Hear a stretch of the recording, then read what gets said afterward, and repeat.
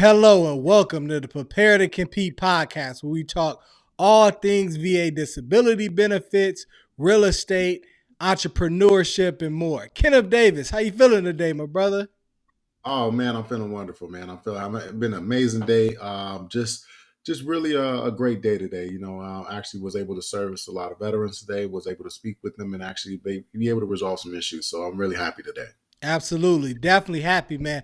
Also happy about all the attention that the podcast has been getting, man. We want to thank you guys for all of the comments and even subscribing and kind of liking the posts and really participating and even reaching out for services, whether it's for veterans, having consults and also reaching out for real estate.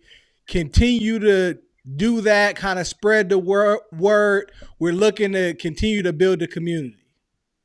For sure, for sure. We really appreciate all the love, all the subscribes. So please continue to tell your friends, family, other veterans, just others that are looking for real estate services, anything of that nature. We want to be able to be a resource. So continue to comment, like, subscribe. We always want to make sure that we touch base with you guys. Absolutely. And watch the whole videos, man. Matter of fact, get the playlist.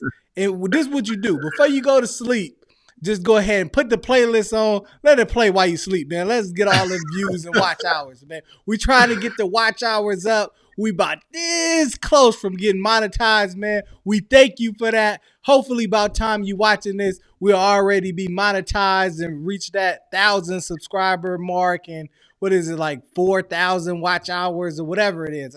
I just got a little ticker going, man, and we almost there. So thank you guys because this is what we do it for, and we're really excited and grateful that you guys have been appreciating what we've been talking about lately. For sure, for sure.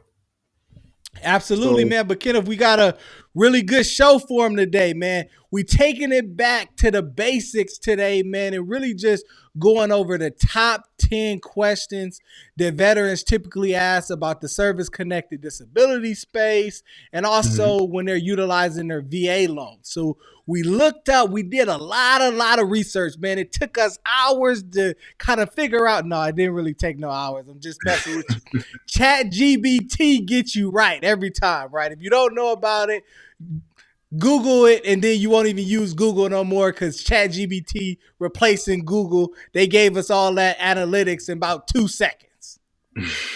So we're gonna go and tell you guys that. Ken, you ready to get into it, my brother? Let them Yes, know we're gonna sir. start off with the VA disability space. So I want to make sure you're ready because we got some real good questions we want to have you get into today. Nice, nice. Yeah, definitely. Let's go ahead and break down all the questions. At the end of the day, we're not Chat GBT or nothing, but we definitely can lay out that landscape for you to be able to give you a little bit more comprehensive information, make sure everything is good to go. Okay. Absolutely, absolutely. So right now we're going to start with the top 10 questions veterans have with service connected disabilities when they're applying for that. So the first question that we have here is, how do I apply for VA disability benefits? Okay, how do I apply as a veteran? Ken, if you want to take that for us. Yeah, for sure, for sure. Wonderful question. So obviously, before it used to be this really drawn out mystery on how you'll be able to do so. Actually, needing to go to the regional office to fill out paperwork, pretty antiquated way. But with that, the VA is really, really put out in a space. They've actually ramped up their technological services. So with that being said, you actually can go to va.gov, log in and sign up there. You'll be able to sign up, register for an account. And once you register for an account, at that point, you would, one, be able to fill out your disability claim. Okay. On there, it'll ask you, well, you'll have to go down to the prompt, but it'll ask you, do you want to fill out a disability claim? And with that being said, you can actually make that selection to go ahead and fill out that disability claim. But what I will tell you is that you want to make sure that you're reading all the questions carefully and actually making sure that you're noting all the information throughout the entire application. Then the application, whether if it's a manual application or online, what it is, you need to make sure that you're filling out everything properly. Okay, and the manual application is a form that's called a 21 TAT 526EZ. Okay, that is the manual form. All right, so you'll need to request this form, fill the form out, complete the form. Once the form is completed, I would advise, just advise to provide any evidence that you have. And at that point, please go ahead and submit your claim. Absolutely. So they could fill that form out as a paper form, and they could also Yes. do that online on their account. Yes, and when you fill out when you fill it out manually, you can either one take it down to your local VA regional office to submit it. You can two fax that form, okay, or three you can go ahead and use a good old snail mail and go ahead and mail it off. So there's multiple ways that you can go ahead and submit your claim. So there's again, you can kind of navigate that landscape there yourself. But again, if you have any questions for us, we'll definitely love to assist with that. But my advice, I would probably do it online on the online landscape, but just kind of get you there a little bit faster. Okay, sounds good. Great response there. Great response. So, question number two. Okay, question number two. What are the eligibility requirements to receive VA disability benefits? Oh, wow. That's a great question. That's a great question. You know, I think I need to talk to the director of operations because if I'm giving too much secret to the sauce, I love the veterans, so I always want to make sure you guys have everything. But with that, the primary things that you need for service connection and disability is specific three primary things when we're talking about disability, right? You're talking about an injury in service, all right, or some type of complaint or injury in service, right? And then also you want to also have evidence, right, of that and also currently. And then next, you also want not only that, you also need the information again, the injury and service, the current injury, and also a diagnosis. Okay, with a nexus letter. Again, a lot of people we talk about these nexus letters. They're just so like a very difficult thing to obtain or encrypted. Again a nexus letter that can be able to assist you throughout that process. And basically, that's all just having a medical professional provide you with a medical opinion in a determination if your injury is associated with military service. Okay, that's something that is that's something that is needed with the claim because at the end of the day, if you try to go through the VA system without one, a lot of times we kind of understand the result of that. So to eliminate that, not saying you're going to get service connected, I'm not saying that at all. But the only thing I'm saying is that having this medical opinion with your claim, it provides a little bit more support. Got it. Got it. Okay. So yeah, so I have two kind of follow ups to that one that want to kind of dive a little bit more. Now you mentioned a Nexus letter. Okay, so Yes, sir. we won't dive too much because we ain't trying to give them all the secret to the sauce. At least not on this episode right here regarding that process. But Hmm. I was speaking with the veteran earlier today, and he mentioned submitting with the claim a buddy letter. Okay, they were talking about a buddy letter, and he was talking about having someone that he knew, I guess, and served with write that buddy letter. So now is that buddy letter? Kind of explain the differences and the nuances between that letter versus a Nexus letter, as far as what will kind of be, I guess, more preferred when submitting that claim. Oh wow, this is an awesome question. We get this question all the time in regards to our veterans and submitting buddy letters and so on. So I want to tell you guys the buddy letter again also references to a buddy letter and also something called a lay statement. A lay statement would be supporting evidence of your statement, and buddy letter is a buddy statement that again a military friend of someone or another military personnel that was there actually provides you with a letter of statement of support. So when we're talking about that, a lot of times I will tell you, just based on first level knowledge, again at the regional office, when they're processing different things, when you're being processed, and they're reviewing all your evidence, reviewing all your information. 9 times out of 10, and again, this is just based on my experience, and I've been doing this for a long time. that the probative weight will not hold on a buddy letter until it is up in the appeals, up an appeals decision. That's when, again, you can begin to see some type of results or determination or input that is included within a buddy letter there. Okay, great, great, man.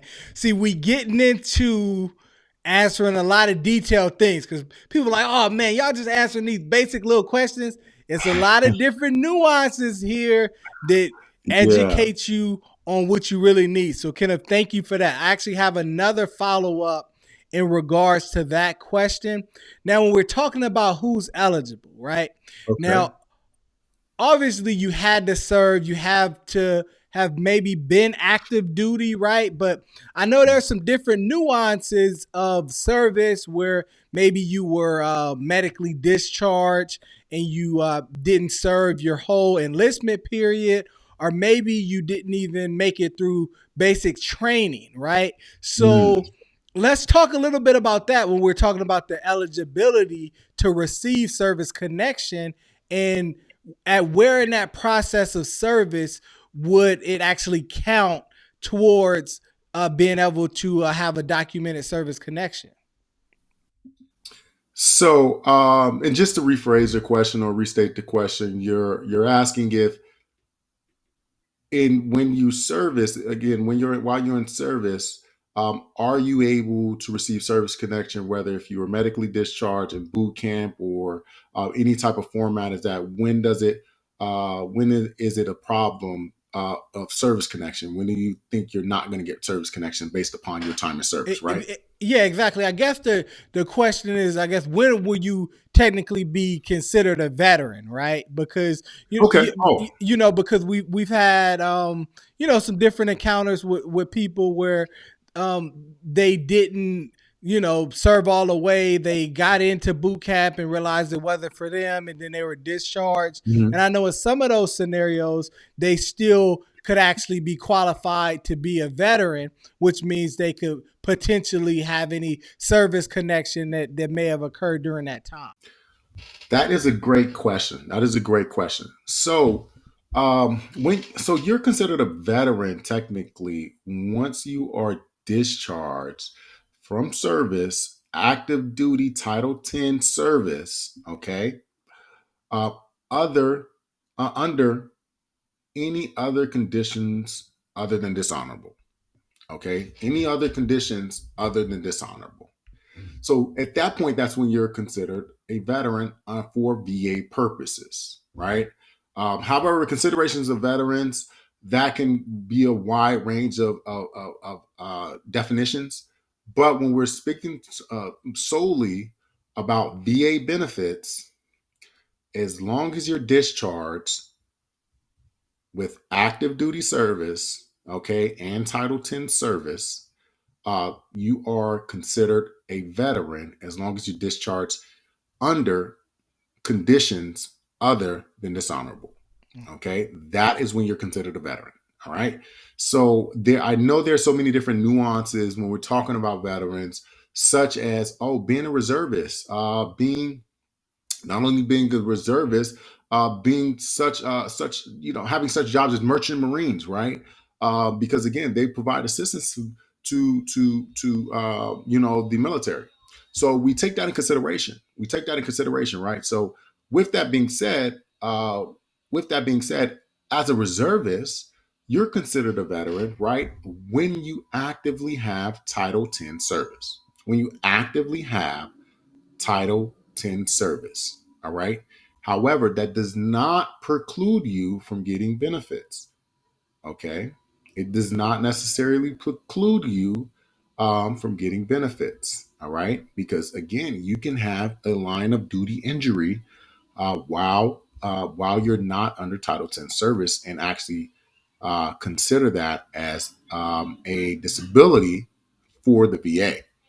So just to answer your question, just on a formal basis, you're considered a veteran the moment you are discharged from active duty service under conditions other than dishonorable. Absolutely. Okay. Okay. So someone that, let's say, they were in basic training and they got injured or something happened and they end up where they couldn't serve, that person could actually, in certain scenarios, obviously, it's going to be on a case by case basis, be considered Mhm. a veteran during that situation.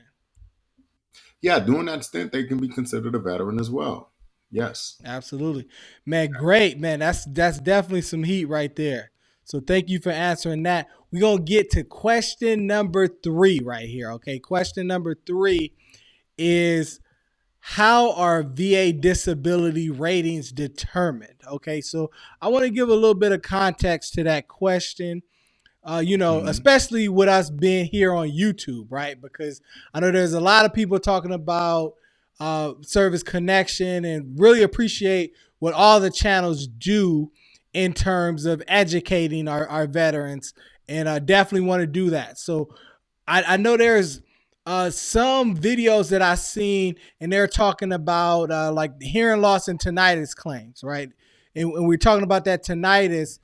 You're typically are able to get rated for only 10% service connection for that. Where, so basically what I'm talking about is that some conditions have a maximum rateability. And I know you'll go into that, but there's a channel here that kind of advertises, and there's a few videos I've seen that you can actually get 90% for that claim. So I would definitely want to get you to kind of unpack that.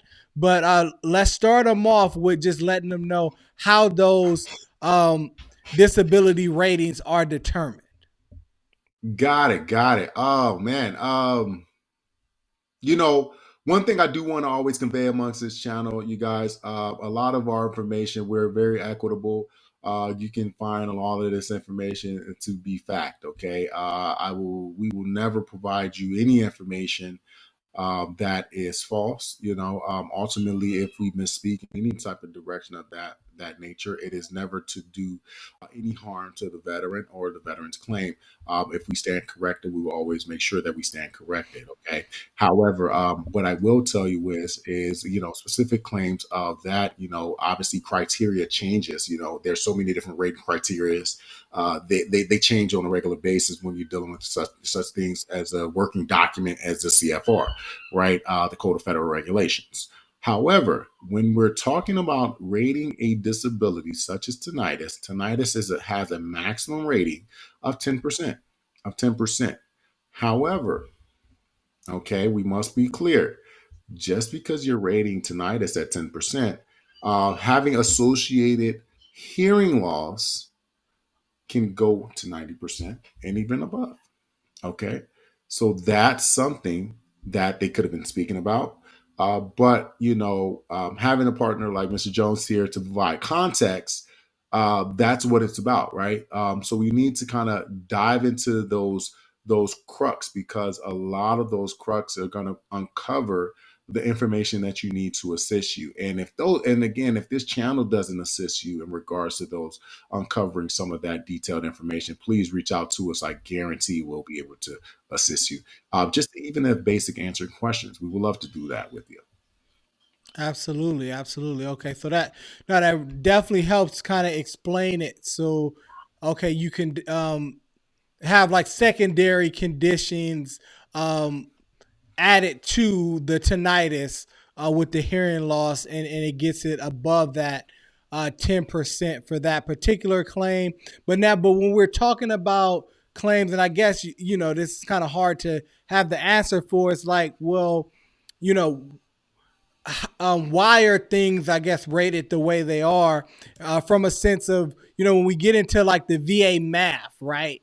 I think a lot of veterans have that question of like, well, wait a minute, if I add up my tinnitus, if I add up my PTSD, this, and this, it adds up to 100, but I'm not rated at 100, right? So, Mhm. tell us a little bit about that, because I think when they're talking about that rating criteria, it sort of gets into that. And again, we'll have a full video. We're just answering these questions in a general sense, and definitely feel free to leave some comments and we could delve into your specific questions, but we want to just cover this in a general sense right now.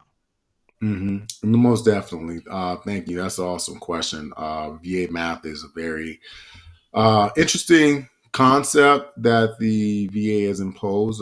This was something that was imposed, obviously, to make it a little bit more challenging in regards to getting those higher increases. But before I get there, I do want to make sure I make something very clear. You mentioned something about secondary claims in regards to tinnitus and hearing loss and different things of that nature. So I want to make sure everything is clear in regards to hearing loss.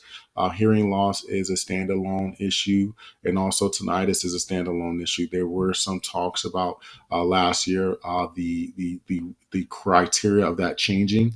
However, as of now, there has not been any movement amongst that. And when we're talking about that criteria, we're meaning that that you must have tinnitus is basically going to be inside the hearing loss criteria. But that, again, that's a whole nother topic that we can speak about. But everything is a standalone issue. Okay.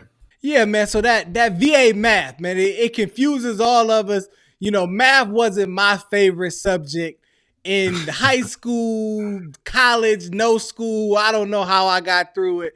You got KJ, NBA. I know y'all see that, but it definitely doesn't make me a math whiz, especially with the VA math. Kenneth, I hope you could explain how that interacts with the whole rating process. Got it, got it. Yeah, so I'm not a mathematician myself, but I think again, whoever invented the formula of this, they were. So when we're talking about VA math, we got to understand, that your disability ratings goes from 0 to 100%. Okay, in 10% increments. Okay, in 10% increments. So if you're ever hearing someone that says, "Oh yeah, I have 32% in disability," we probably want to, stay away from them, right? Because again, in regards to taking information. So, but it goes from 0 to 100% in 10% increments. And with the VA, they when you're getting rated for any type of disability, you can be rated 10, 20, 30, 40, whatever the scale is. However, typically the VA typically uses a formula. Okay, this formula is then applied to any of your ratings. Okay, that you may have, and when it's applied to your actual rating, it's gonna go ahead and spit out an overall compensable degree of rating of what you're going to receive. Okay. It is a very complex function. We're going to have another video that's going to dive into this a lot further. But ultimately, just know this: we want to make sure that we're striving for, again, higher disability ratings, maximum ratings, and different things of that nature to get us over the hump of the VA math. But again, you always can consult with a subject matter expert to be able to navigate those waters for you. Okay. Absolutely. Appreciate that. Appreciate that. All right, man. We getting there. Almost halfway there. You gotta keep pushing. You gotta keep going. All right. So Yes, sir. question number 4. How long does it take to receive a decision from the VA regarding disability claims? Oh, this is $1 million question here, right? Because again, if I had a crystal ball that again on someone's claim being processed, that would definitely assist any veteran that has a claim in right now, right? So, but when we're talking about disability claims, we must understand that the average fluctuates. It's a fluctuation of average of when you're getting your process of your disability claims. However, that does not mean that that's going to particularly affect you, right? So when we're talking about that, we must understand that the VA typically looms around 115 days to 125 days, somewhere around there in regards to completing your disability claim from start to finish, and that's an average. Okay. But with that being said, that may not be your claim. I've seen claims that's in the pipeline for 3 years, and that's at the basic level. Okay, so however, the VA has gotten much better processing claims, so that doesn't necessarily mean it's going to affect you. But what I will tell you is that when you submit a claim, expect to receive any type of notifications or decisions or anything of that nature around the 120-day mark. so you can give some type of cushion. Some again, like I said before, it fluctuates, right? It could be 105 days, 120 days, 115 days on average. This is a nationwide average of claims, but we must also understand that your claim may take a lot longer. But what I'll tell you is this: is that many claims are being processed at a faster rate. Definitely, if you have your supporting evidence that's needed, you're very responsive. You get everything that you need to them. Again, it still is a process, but it's a process that actually shrinks a bit, and hopefully, again, that process is shrinking a bit for you. Absolutely, absolutely. So, in other words, Kenneth is telling you here today, don't confuse the ball head with the crystal ball, okay? We don't know exactly when you're going to receive that, but we can give you some estimated times, and this is how it typically works. And we won't go into it too much on this one right here, but this is why you want to Yeah, submit a fully developed claim. We have a video on that. Boom, check that out, right? So that can definitely help with your time of receiving that decision as well. So thanks for for sure, that, for man. sure. Of course, of course. This head may not be a crystal ball in regards to average time frames, but it has a lot more information. Okay. Absolutely, absolutely. That works out. That works out. I got my little situation right there, man. I got the Uh, hat on, so it's all good. It's all well, good. you know what? We'll find out when the housing market crash over there. You're gonna let us know. We got the crystal ball over there as well. So, Absolutely, absolutely. All right. So question number five. Question number okay, five. yeah. Okay, so how do I appeal a VA disability decision that I disagree with? Oh, great question. Great question. So you're ultimately going to receive the information on your notification letter in regards to appeals, right? So, typically, there are several different levels of appeal. When we're talking about appeal, they actually changed the way they do things in regards to appeals a few years ago. But I'm not going to give you the legacy appeal, the old way, and different things of that nature. I'm going to focus on how things are done now. So, how you would appeal is you have a first level of supplemental claim by trying to reopen a rated decision that has been denied. However, you would need something called new and material evidence. All right, new and material evidence is evidence that one has new evidence, but also material evidence. Typical material evidence, and this is a older definition, right? Material evidence is evidence that's associated with the claim. All right. And that is specifically for that condition. So, okay, for that appeal, for again, supplemental claims. Then we have another level, and that's called higher level reviews. All right. These higher level reviews are decision makers or that has been doing this for an extremely long time that has the qualifications to make sure that they're completing these decisions at a high level. Okay, and again, these decision makers reviews the claim more in depthly than a basic level review. Okay, so that's called a higher level review. That one particularly does not need or come with any supporting evidence needed. That one will be specifically just reviewed overall. Okay, it's just going to be reviewed overall. And they're going to dive into the medical opinions. They're going to dive into your evidence. They're going to dive into any crux that they can possibly. And again, hopefully, we pulled the card of having someone good, but they're going to go ahead and dive into the crux of your claim and hopefully get a claim overturned. All right. Then we have the next level of the Board of Veterans of Appeals, right? The BVA.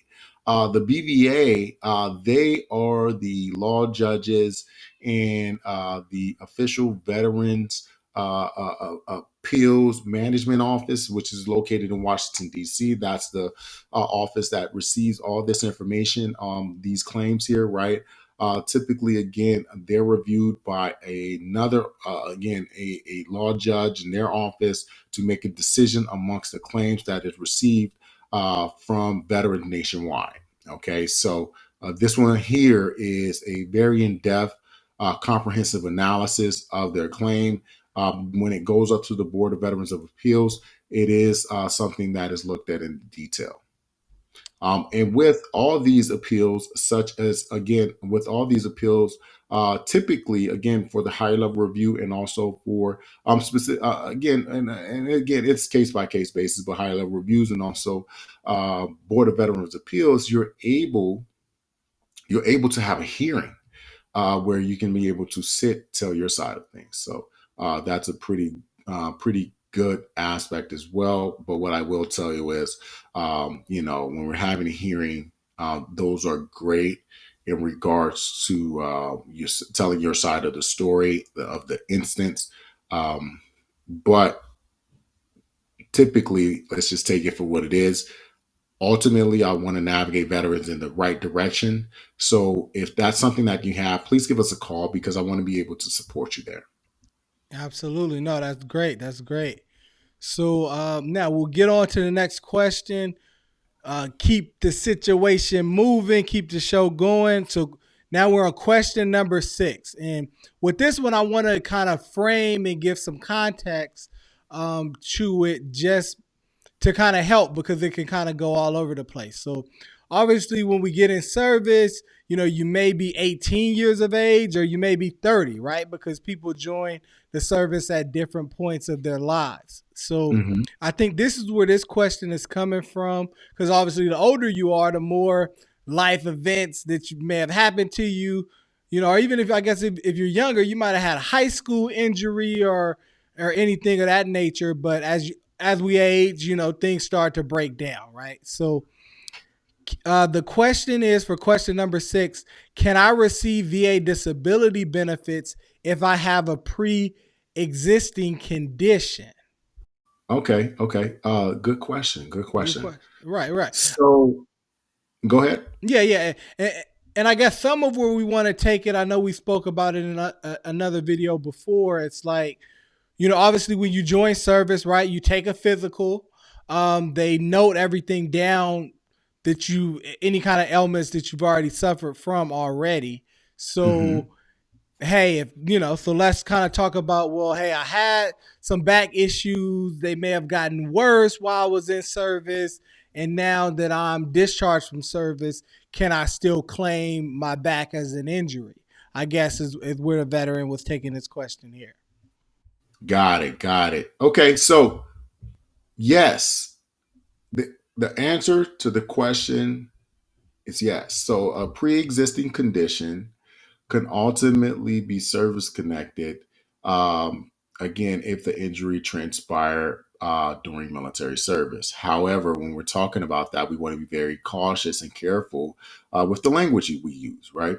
If it is an injury that transpired prior to military service, it is that injury. However, a typical treatment usually, over time gets better, right? It's supposed to get better if you have the proper treatment. However, doing such things, doing anything that is transpired while in military service, right? This can ultimately um, flare up the condition beyond its normal progression. So, with that being said, obviously it could be aggravated. And that's a point of reference that we want to speak about. Aggravated, right? Because again, ultimately, being aggravated could really put you in a bad position. Okay, because now that same back injury that you spoke about, having that physical, there could have been waivers. There could have been we don't know, right? But that injury is now worse than what it was when you actually joined. So to be able to receive service connection, yes, that's plausible and can be something of a substantial nature to you. Absolutely. Great, great, man. Because again, we want to make sure our veterans are taken care of. So, yeah, if you have something and it got worse during service, definitely you want to get that claim. So, thanks for clearing that up for us. Question number 7, man. We almost there. Kenneth, how you holding up? You all right? Man, you know what? Go ahead and I'll throw about 40 more questions. I think we can. I think we can go all night long. Let's do it. Let's do it, man. Let's do it. All right. So, question number 7 is how much money can I receive in VA disability benefits? Oh wow. All right. So, there's ultimately so many different avenues to receive a compensation from the VA. Obviously, we want to be equitable about how we're pursuing those. And when we're doing so, there's many ways that you can receive compensation. There's so many different things that's eligible to you. So, I don't want to put a specific number on your benefits that you can be received. But when we're talking about just disability ratings, basic level disability ratings obviously can go from 150 what $56. I think it just changed 100 $130 somewhere around there in regards to 10%, but all the way up to $3,600, right, at 100%. So your benefits that's afforded to you is something that's going to be consistently provided on a regular basis. So ultimately, this is something that can support you and your family, particularly on your lifestyle that you live. So, with that being said, but again, there's such avenues as a special monthly compensation that you can receive, caregiver programs, uniform allowance, so many education benefits. There's so many different things that's eligible of compensation. So, uh, I don't want to speak about compensation because that's primarily it could range so vastly. But when we're talking about 0 to 100, the basic communication is around again 100, $150 all the way up to $3,600. That's just a general range, so please do not quote me on the exact amounts. But yes. Absolutely. No, no, good things, good information there. Because, yeah, essentially, I'm glad you brought up that special monthly compensation that could extend that benefit. If you are married and you have a spouse, if you have children, you get additional compensation for that. If you're taking care of a parent, different things of that nature. So it's a lot that could add on to that. But it's going to go based on where you're rated on that 10 to 100% scale. And now, Mhm. what I want to make sure that everyone understands about that compensation scale is that you can be rated at 60%, right? Or you can be rated at 100%. Don't think that if you're rated at 50%, for example, that's going to be half the amount of 3600. It doesn't work that way. When we were talking about Yeah, that VA math earlier, right, it's not equitable in that sense that 10%, then it doubles with 20 and doubles with 30. It doesn't go that way. Okay, so somebody that's receiving, you know 50 to 70% compensation is vastly different than somebody that's receiving 100%. So you want to always make sure that you talk to the experts and the professionals, and that you're at the maximum compensation level based on your disability and ailments. And again, as Kenneth just mentioned, you could even be at 100%, but maybe you are eligible for a special monthly compensation that could definitely increase your benefit. Maybe you're adding your children or spouse that can increase your benefit. And ultimately, if you are going through a Voc Rehab educational program, that actually can increase your benefits as well. So yeah, there's a lot of different things to increase it. That's why ultimately, when you take a consultation with Veterans for Veterans, we make sure we kind of ask you those detailed questions and explain to you all the different nuances of your total benefits package. agree. There's just so many different variations. Again, we're gonna uncover each and every rock for you, and then actually just make sure that you're just trying to maximize everything, right? Maximization of how we're going to be able to get there. So, but yes, again, it's a variation on what you actually can receive. Absolutely. Great, great. So now we at question number 8. Man, this is one that we thought long and hard about before we definitely had this one on here. But good question, man. Whatever veteran asks this question all the time, thank you for that. We getting Kenneth to answer this question for us today, and clear this up, break it down so it could forever be broken down. All right. So the question number 8 is, how do I find a qualified VA disability attorney or representative? Oh, wow. This one here, ultimately there's so many different VSOs that's out there to support you in regards to service, public service, and being able to give you some advice and assist you throughout that process. But again, when we're talking about VSOs, it's just one of those. Again, sometimes you get a great VSO, sometimes you don't get the best VSO. When we're going to speak about VSO, I mean a veteran service officer, right? And that's the kind of correct term to utilize when speaking about those organizations there. So again, those VSOs, they provide you assistance, on a level that they can provide you on. Okay, it's just going to be very difficult to be able to get VSO or an attorney that's going to be able to be there with you throughout the entirety course of the process. But how to find one? There's typical representatives on the VA website that can definitely that can be seen there. And we do particularly encourage utilization of VSOs different than that and that nature, because at the end of the day, we want to be able to make sure that our veterans getting a fair shake at certain things. But ultimately, it's one of those situations where you put yourself in a position where a lot of those, attorneys and VSOs aren't going to provide you the ultimate assistance to expedite your claim, get things done, and moving forward with things. At least getting it to the VA, because ultimately they're only there to provide basic level information, and some you're not even able to get in contact with, right? They're not going to reach out to you. They're not going to provide you the customer service that's going to be afforded to you.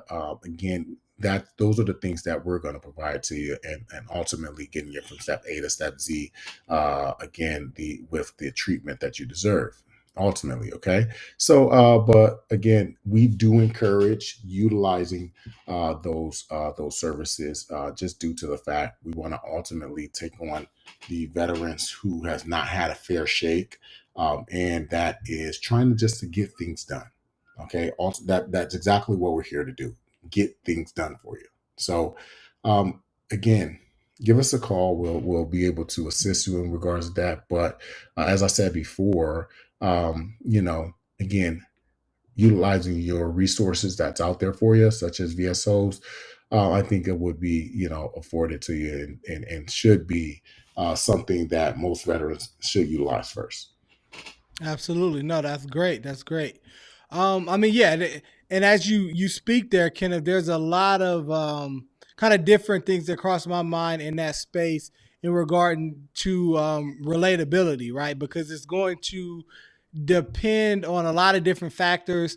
Like you alluded to, each VSO representative and even each organization is going to be different, and then each representative in that organization is going to be different as well. So it just kind of depends on who you get, on the level of service that you're going to be able to procure, right? So, I mean, even we talk about like the public school system, right? It's like you can go to one public school and one parent might say, oh, this school is wonderful, it's great.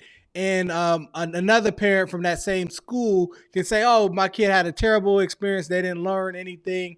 They may have just had two different teachers, or it may have been the same teacher, but just a different learning style, right? For that Mm. particular student. So ultimately, who you decide to work on, who you decide to work with for your benefits is really going to be nuanced to the particular veteran, right? And what you need out of that experience based on how they communicate with you, how often, and different things. So definitely do your research, talk to a few different organizations, right? So that you could kind of test the water, see what they offer, and ultimately see if you can build a good relationship with the person you're working with so that you can get the maximum out of that experience. That's a great point. You hit the nail on the head when you said that it's a relationship.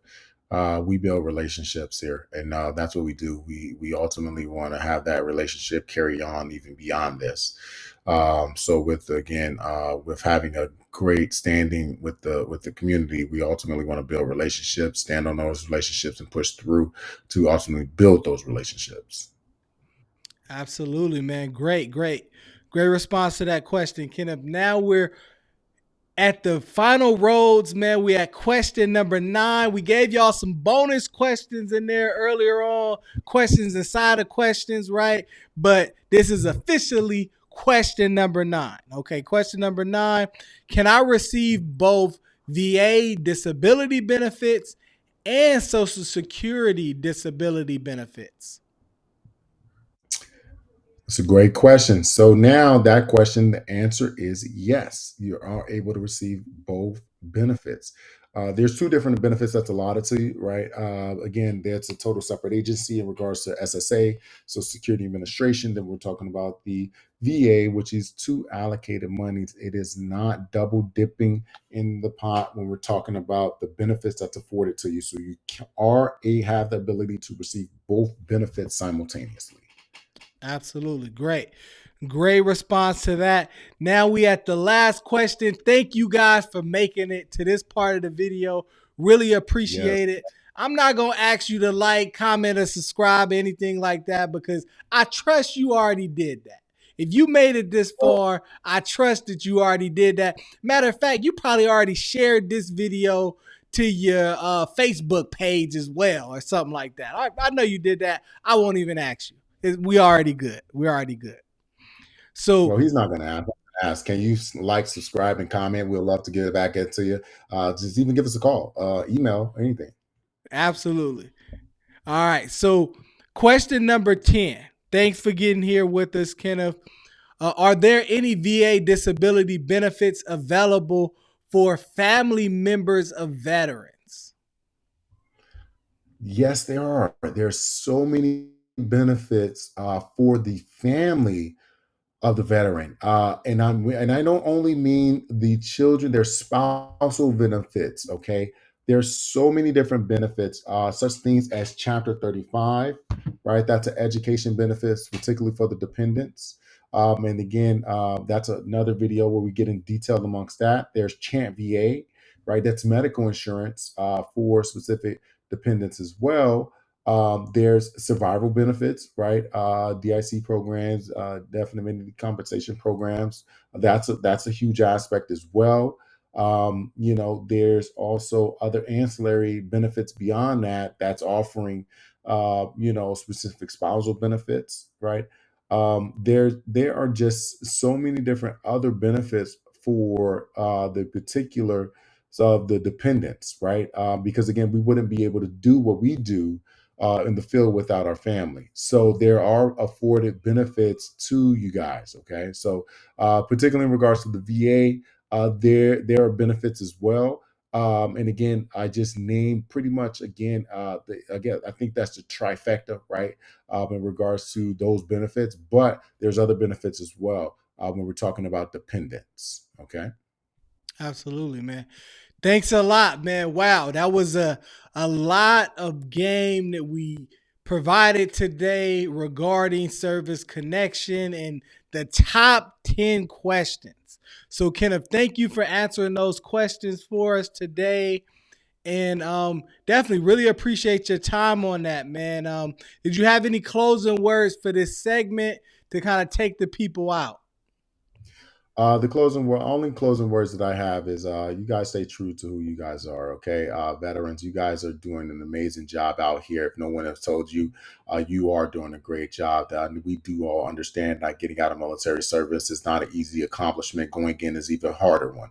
So, with that being said, you are doing amazing. And again, as you continue to go through life, you're going to continuously to strive and come over hurdles. But with those hurdles are going to be beautifulness. That's going to be beauty on the other side of those. So, again, you are doing amazing. Absolutely, man. Thank you guys for watching. If you have any questions, right, that you want to ask obviously leave them down in the comments. Reach out if you are thinking about getting your benefits done or you have any questions that we could ask. We would love to kind of help you guys there. Let's continue to grow the community. We're going to get into our next segment here where we actually answer 10 of the most common questions when utilizing that VA loan. Okay, so we'll see you on the other side if you get there with us. All right, peace. Yes, sir. Peace and blessings. All right, welcome to the Prepare to Compete podcast, the real estate segment. Okay, so really excited to bring to you guys today.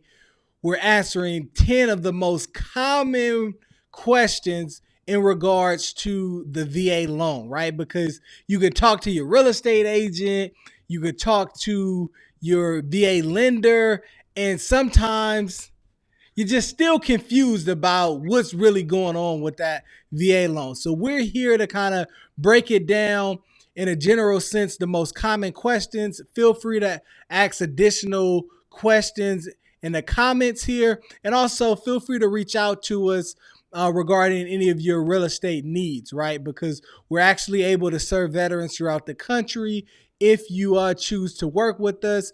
And definitely love to help you with your home purchase, your home sale, or even refinancing of your home. Because we have realtor partners and lender partners throughout the whole entire country here to help serve you guys. For sure, for sure. And we definitely want to kind of unlock what the VA loan is, because at the end of the day, I don't think there's a love highlight on this incredible loan for veterans because, one, there's a great demographic that we're serving, right? Two, we just want to make sure that you have the information because this information here could ultimately service you and your family for the rest of your lives. Absolutely, absolutely. So, Ken, if you Yeah. have the 10 questions there for us, man, let me know. Just line them up, and I'm going to just go ahead and knock them down. Will do, will do. We want to make sure that again, that the veterans that submitted these questions get everything answered. So please, obviously, Kayvon, I know you're going to do an incredible job.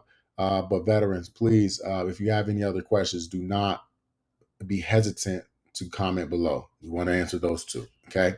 So one, ultimately, what is the VA loan and how does it work? That was the one of the number one questions because it's a very convoluted process. So could you tell us that?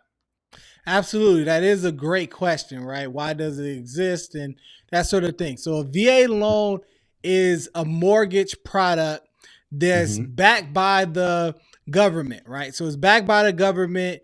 It's backed by the Division of Veteran Affairs. Okay. So, what they do is they insure that loan for people that are going to be utilizing that loan. Now, the major key here, right, when we're talking about that, is that you can be a veteran, you can Hmm. be an active duty service member, which is a major key here, or you could Hmm. be a surviving beneficiary of a veteran. Okay, so understand that there's a lot of different ways to unlock this benefit. Okay, and I talk a lot about house hacking, right? So obviously we know when you're active duty, you may move around a lot, different things like that.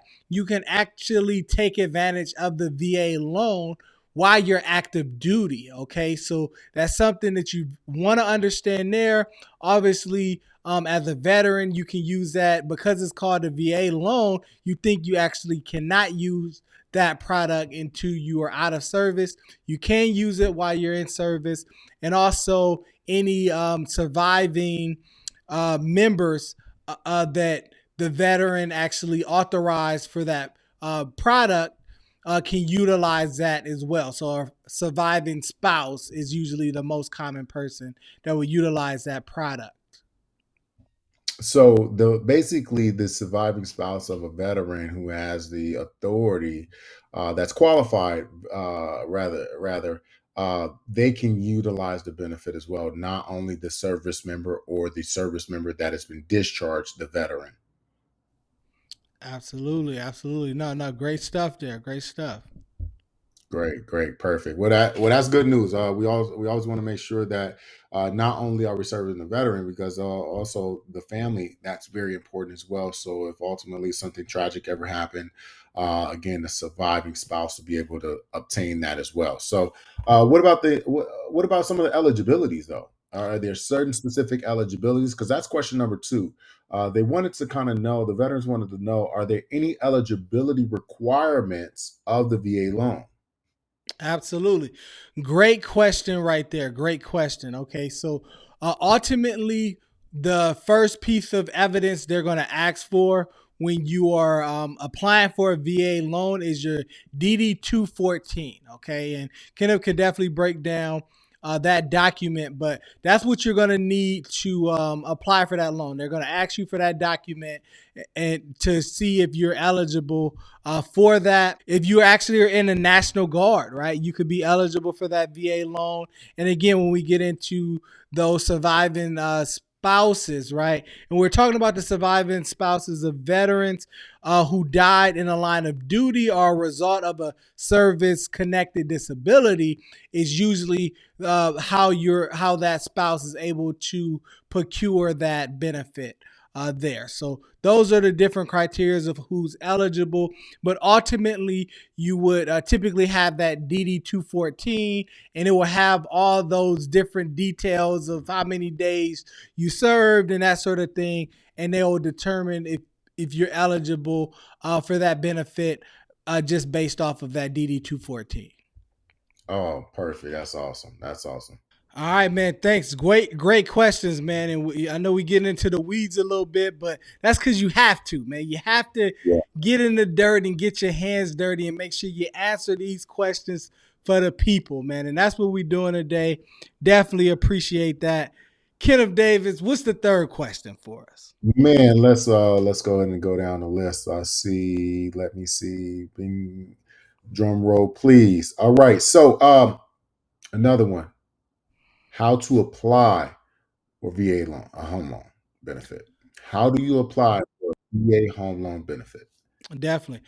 Okay, so basically, when you apply for that benefit, you're going to need to get your COE, right? That's the certificate of eligibility. That's going to be the first thing that you're going to need. Again, you're going to need that DD 214 document as well.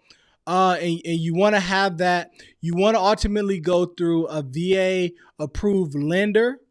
So you want to do that, and they're usually going to help you kind of facilitate that process. So usually, where I tell individuals to start is that if you bank with the credit union like Navy Federal, they have some amazing loan products, and they ultimately offer the VA loan, of course. And you have a lot of different banks that offer products as well. So even if you're not with them, you're at a different credit union or even at a larger bank like a Chase Bank or something. They facilitate the VA loans as well. And another avenue is that you can go through a mortgage broker, right? We ultimately work with a mortgage broker to kind of help you get qualified for that VA loan, because the broker is going to actually work for you to kind of shop around different certified lenders so that you can get the best rates and the best terms for your VA loan. Okay, so that broker is going to help you do all the work for you, but ultimately the VA loan is so popular, pretty much every single mortgage lender offers that product. Okay. Perfect. And just because, however, I will say is, and that's based on my experience, just because again that most lenders offer it, I will say that sometimes there are, there's a real estate agent for you, right? And there's a VA home loan officer for you as well. So you please make sure that they're certified and understand the nuances of the VA home loan. With again, Kayvon here being a VA specialist, he understands those ins and outs. So we always want to make sure that we're dealing with someone that's well educated in that space. Absolutely, Okay? absolutely. But next question. Next question. So with that, I again, the people want to know how much can you borrow? Is there some type of limit on this, or how again? How does that work? Great question. Great question. They actually recently, a few years ago, got rid of the loan limits. Okay, so for the VA loan product, so there's no official loan limits. So it's going to really vary based on you, right? Based on the particular veteran household, on how much income that you have, and also looking at your assets and also your liabilities as well, on what you can qualify for that loan. So, if you're a veteran and you have a higher income, you can definitely buy $1 million property, right? So they're gonna look at that, your income, and determine what you qualify for, just based on like using any other type of loan product. Okay, so the sky is literally the limit for your VA loan now, when purchasing real estate in 2023 and beyond. Wow, that's amazing. That's amazing. Because I know before it was kind of like you were very limited of what you can get, such as limits such as FHA has, and I'm sure you explain what FHA loan is in other videos. So please check that out. Check that out. But instead, we want to get to the questions, right? But well, with that, talking about loans, well, what is the difference? The people want to know, what is the difference between the VA loan and the conventional? Do you have any insight in that? Okay, absolutely. Great question. Great question. So, the primary difference between the VA loan and the conventional loan, obviously, the VA loan is backed by the VA, right? The Veteran Affairs Administration there. So, that's kind of one thing. But from a consumer standpoint, the benefit of using that VA loan versus a conventional is that you do not have a minimum down payment for the VA loan. So, typically, you can actually put down zero. I repeat, zero for that VA loan. Conventional loan products, you cannot do that. They have some first time buyer programs where you could put down as little as 3%.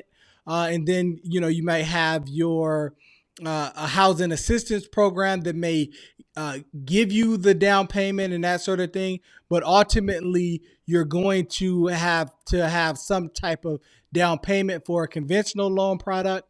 And another difference is that the VA loan does not require any type of mortgage insurance. Okay, so mortgage insurance is an additional insurance that's added to what you pay in your monthly mortgage. Okay, so you may have a principal interest payment, and then if you're putting down anything below 20% for a conventional loan product, they're going to want you to insure that loan and pay that premium every month.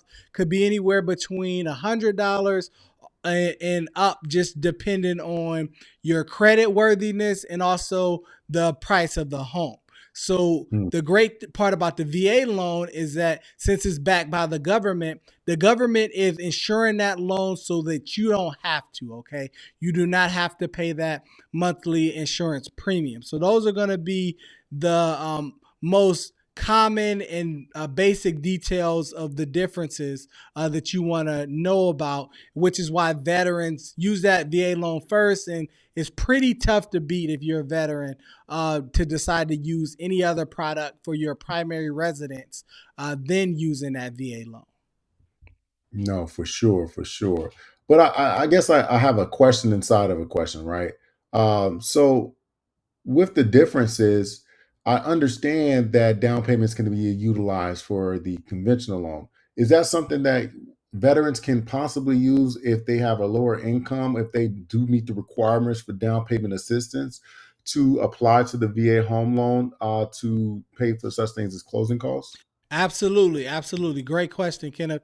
Yeah. So if a veteran wants to use the down payment assistance programs, there are many down payment assistance programs that they can use. Like, for example, I'm here in Las Vegas. We have one called Home is Possible, right? So they actually have a version for the VA loan where they provide some down payment assistance. So if you're using any type of those programs, it's going to usually be state specific, or even based on the county that you live in, based on what programs are available. So definitely check regarding that. So yeah, you'll use that for additional down payment if you want to use that money for down payment to lower the cost that you're financing.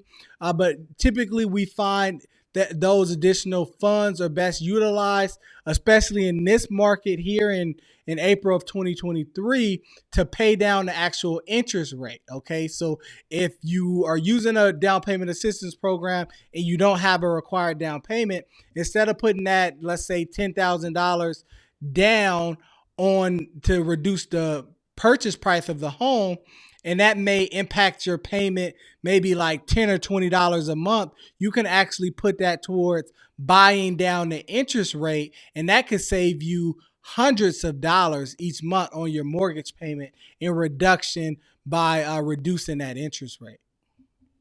There we go. There we go. Yeah, that's the secret to the sauce. Every real estate broker isn't the same. Okay, Mr. Jones. Great. Hey, great information. You hear that, veterans? Please go make sure you're actually utilizing all your resources. Okay. All right. So, but with that said as well, so next question number seven, question number six, rather. What are some of the benefits that's offered with utilizing the VA loan? I think we kind of covered some of that, but again, kind of just noting some of those benefits here. Absolutely, absolutely. Great question here. So obviously, like we just said, right? No down payment. VA loan doesn't require a down payment. You also do not have any private mortgage insurance. So that reduces your monthly costs on that. And then it also has a lot more flexible underwriting standards. Okay. So the goal is to get all of our veterans, as many as we can, into owning their home. That is the American dream. You serve this country. We want to do whatever we can to get you into a property. Okay. So typically with the VA loan, you could have higher debt to income ratios, and also you can have lower credit scores and still qualify. Okay. So even with that, even with them doing all of that, they're typically going to have a lower interest rate than your other products, okay, like your conventional loan products. And also, let's say, you're in Vegas, you hit the slot machines and you become a millionaire. There's no prepayment penalty on paying those loans in advance. So if you get a 30-year mortgage and you make those extra payments every month and pay it off in 15 years or sooner than that 30-year time period, you'll save a lot of money on the interest and you will not have a prepayment penalty. And another thing here is that just your ability to refinance that loan product. Okay, so you have a lot of different options when you utilize the VA loan. And a bonus one that I'm going to give you, because we are here with Veterans for Veterans, is that if you have at least a 10% service connected disability, you do not have to pay that VA funding fee. Okay, so that loan is very accessible to all veterans. Yeah. Sound accessible, but also exclusive at the same time. That's amazing. That's amazing. Definitely with some of these exclusive benefits that's not offered with some of these other loan products that's offered. So, thank you for that information. All right. Question number seven. The people want to know. So, how do you actually find a VA approved lender? There's so many different lenders out here advertising different things. So much information out here. How would you navigate the landscape of being able to find a VA approved lender for you? Absolutely. Great question there. So obviously you can go to the VA website, right? And they'll have a list of all the approved lenders there. And that's going to give you a general kind of consensus of where to start your search, right? But ultimately, you know, the home loan is something that's kind of very personal to you, and you want to personalize that experience. So I would talk to other veterans. I would talk to family and friends, ask them who serviced their loans, right? And really build that personal relationship, and ultimately try to get recommendations that way. Because again, every lender is not created equal, right? And you want to utilize a lender that, of course, has the best rates and products, but ultimately someone that you can kind of relate with and you could ultimately feel comfortable trusting with such a large purchase, which is typically one of the largest purchase, if not the largest purchase that you'll make in your life. And you're here watching this podcast right here. So obviously, ask us. We know we can get you settled on getting a lender. I ultimately recommend each person talk to at least three different lenders. Okay, talk to three different lenders, have them compete against each other for your business. That's ultimately how you're going to actually get the best rates and programs for that service. Yeah, most definitely, most definitely. I think you really, kind of drove home the point of specifically having the best lender for you, or the best qualified person for you, out even when you find them, right? Because again, everyone's not going to go over and beyond and have a fiduciary responsibility for you. Again, find someone that's qualified and that puts you first. Okay. All right. But next question. Question number 8. What are some of the closing costs associated with the VA home loan? Absolutely. Great question. So there's going to be closing costs associated with every single loan product, right? So every transaction is pretty much going to have some closing costs that the buyer and seller are going to have to pay for. Sometimes in this market, if you're buying a home, definitely with the VA loan, you can kind of pull on some heartstrings there and ask the seller to pay those closing costs for you, which is going to be like your appraisal fees, title and escrow fees. They charge you to even kind of run a credit report. You're also going to usually want to get a home inspection, right? So that's going to be part of your closing costs. And depending on your lender, there may be some loan origination fees, and you may be trying to buy down the interest rate. So there's going to be a bunch of closing costs lumped in there. And a lot of times on that final statement that you see, they'll itemize those different costs, even if you're buying like a home warranty, and a lot of different things are going to be added there. So make sure that you talk to your lender and work with your realtor to really make sure you're understanding those cost and that you're not paying any kind of junk fees from the lender that you're using, and they're charging you $1,000 to print some documents or something crazy like that. So definitely pay attention to those, but understand that there is going to be some closing costs that ultimately are going to have to be paid by you, the seller, or whoever is going to take the brunt of those expenses. Perfect, perfect.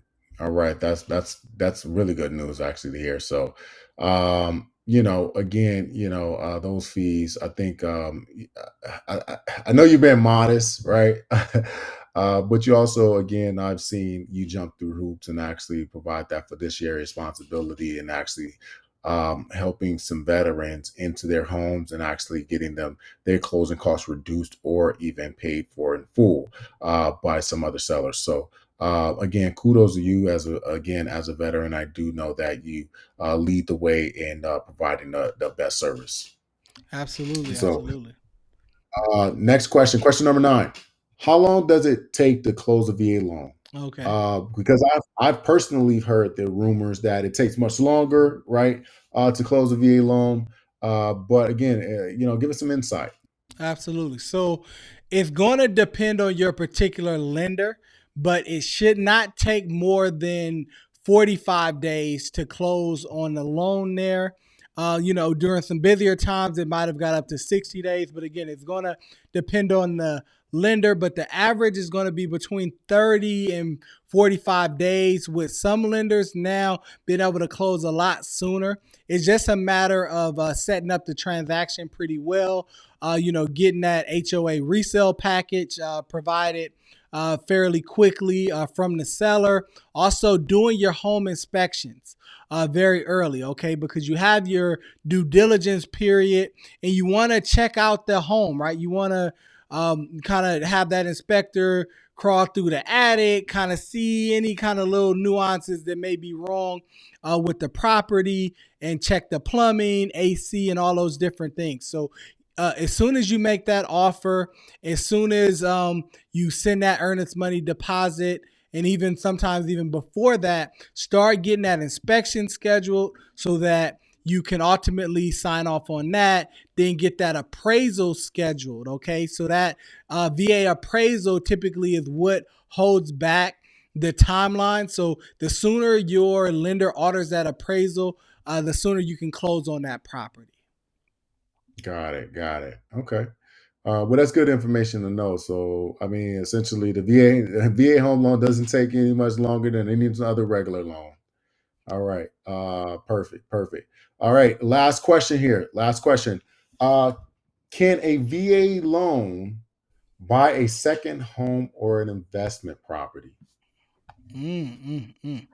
Now, that's a very, very good question. And as a real estate investment advisor, I'm going to have to tell you it depends, right? It depends. So technically, no, you VA loan is going to be a loan where it is designed for a primary residence. Okay, that loan is designed for a primary residence. However, you can have more than one VA loan, which we had a video where we spoke about that. So definitely check that out here right above, and to get the details and the nuances of that. So you can a lot of different things you can do. Again, I'm a big fan of house hacking, right? So you don't have to think you use your VA loan to buy your starter home and you could never ever have another VA loan. That's totally false. That's part of it is not true. You have a couple different options, right? So I know we talked a little bit earlier about no loan limits. However, if you're trying to have more than one VA loan open at a time, that's where we kind of get into those loan limits and that COE, that eligibility of how much you can borrow, right? So what we normally would do is that you would basically refinance out of that VA loan to a conventional loan product if you want to have full access to that loan again. That's how you'll be able to use that loan to buy a second owner occupied property and convert that first residence to that investment property at that point. Okay, so like I talked about a little earlier, you have active duty members that can utilize that VA loan. Well, if you're active duty, you live in that house, and then you're going to be restationed, then you could again convert that property to a rental, then utilize the VA loan again down the road when you're ready to do so. So there are some different options to be able to utilize that loan again, and you won't ever be able to utilize that loan specifically for an investment property right off the bat, right? So that's why it's called house hacking. So you literally you would live in that property, and then you would refinance that property and then go ahead and move to your new primary residence, right? And now that that first property is going to be an investment property at that point in time. And that's the main consensus of house hacking. And veterans could literally do this better than anybody else. Reason being is because when you use that VA loan, you had to put zero down. So that's a lot better than 20%. So if you're a veteran, you're looking to kind of long-term invest in some real estate, talk to us. We'll love to really explain the nuances of how that's going to work for you. For sure, for sure. That's amazing. Again, just quality information, man. We really appreciate you here. Again, continuously to educate the veterans, putting them first, and making sure that everything gets transactions get closed here. So, thank you for that. I think again that kind of wraps it up for here for the Prepare to Compete podcast, right? With that, you guys contact us, continue to watch the videos. I know Mr. Jones here isn't going to say it, but please like, subscribe, comment. We want to hear it. Okay. We want to see it. But thank you so much. With that being said, you guys have a wonderful day. We're out. Prepare to compete. We out. Peace.